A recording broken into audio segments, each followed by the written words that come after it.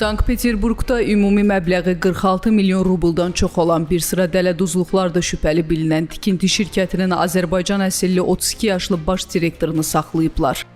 Moskva və Bakı hazırda Rusiya İstintaq Komitəsinin sədri Aleksandr Bastrykin və Azərbaycanın baş prokuroru Kamran Əliyev səviyyəsində problemli məsələləri müzakirə edirlər. Bu barədə Rusiya prezidentinin mətbuat katibi Dmitri Peskov brifinqdə bildirib.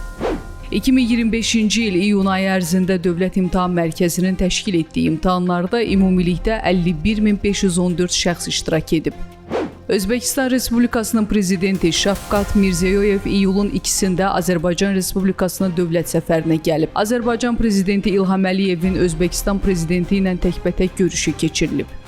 Ötən il dekabrın 25-də Bakı-Grozny marşrutu ilə uçan Azala məxsus sərnişin təyyarəsinin Aktauda qəzaya uğraması ilə bağlı Baş prokurorluqda aktiv istintaq hərəkətləri davam etdirilir. Bir neçə gün öncə istintaq qrup üzvləri Qazaxıstan ezam olunublar. Bunu Baş prokurorluğun istintaq idarəsinin rəisi 3-cü dərəcəli dövlət ədliyyə müşaviri Neymət Əvəzov deyib.